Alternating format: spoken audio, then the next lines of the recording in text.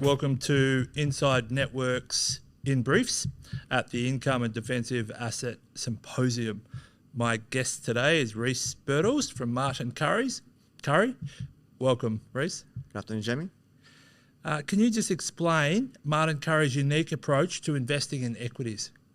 Yeah, we're looking for growing dividend streams from companies. So we're looking for companies with strong dividend streams that grow over time, that meet the needs of retirement. And we fully incorporate franking credits to consider the low tax status of typical Australian retirees.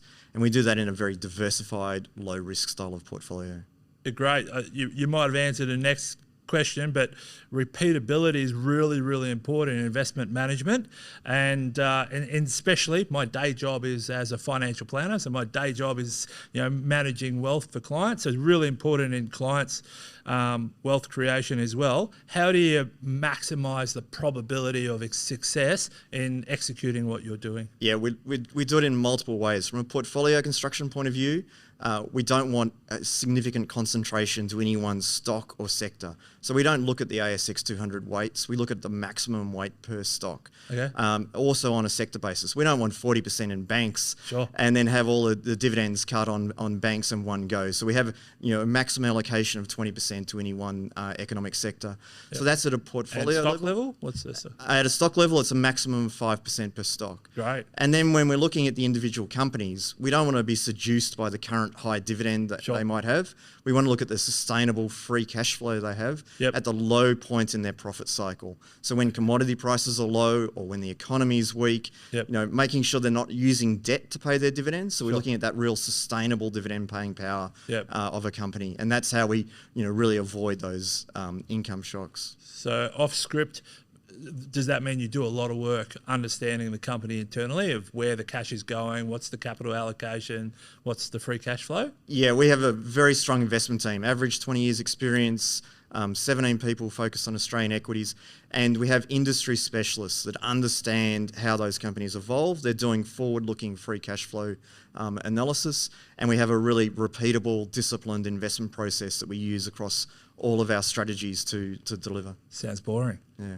I know. But it works, right? So tell us about, I've heard you speak before and you talk about this sufficient income for life concept. Can you explain that to the listeners? Yeah, so we think during accumulation, everyone's trying to maximise their wealth by the time they're 65, given their risk tolerance. But when you get to retirement, your problems is different. Sure. You're looking for a level of income that covers your cost of living needs, yep, and you need that income to grow over time.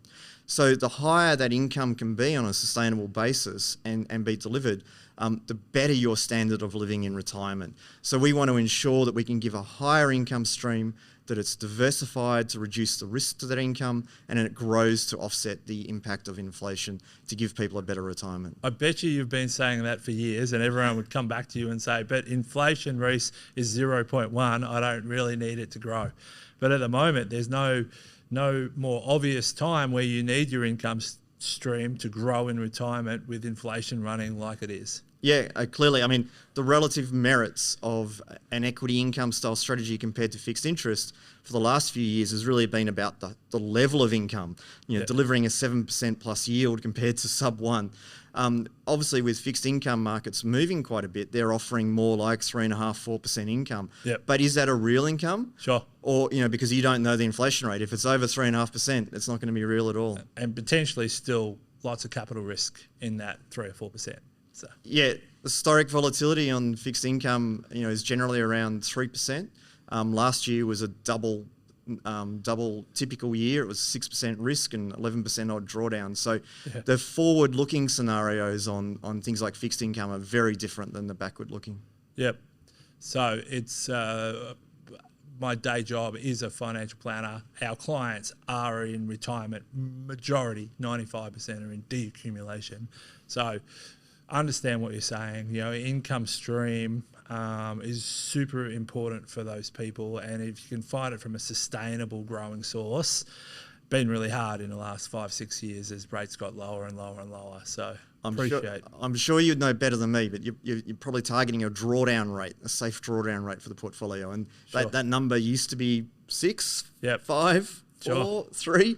And the problem with dropping that drawdown rate is it's lowering people's standard of living because they have less income each year.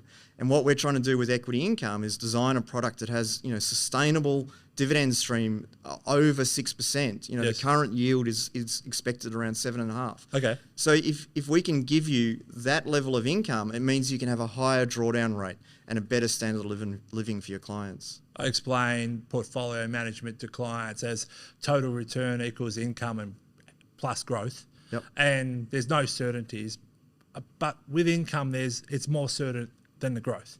So a proper portfolio built, you can probably forward estimate the income, with some kind of certainty. Let's say 85% certainty. The growth, no idea what it will look like in 12 months, maybe 5 years or 7 years. Yep. And over the last few years, it's been harder and harder to get a number for that I plus G that is high enough to sustain retirement's portfolio. So, we've had to look other ways, other sources, using credit, using equity for income. So appreciate what you're doing there. Just a last question. Tell us about ESG, really topical at the moment in markets. And does your fund look at ESG at all? Does it have an overlay? Do you have a view on ESG? Yeah. Martin Carey has a very strong approach to ESG. We're AAA rated by UNPRI on our approach to ESG investing. We do integrated ESG. We're looking at governance and sustainability issues for each individual company. We have specialist ESG people, but each of our analysts and PMs are looking at it for each of the stocks in their portfolios. We have very strong engagements on companies to get things done to improve their outcomes.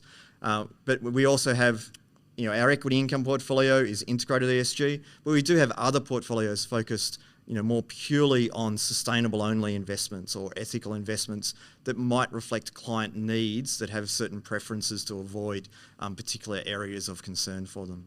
Great. Thanks for joining us, Reece. Thank you.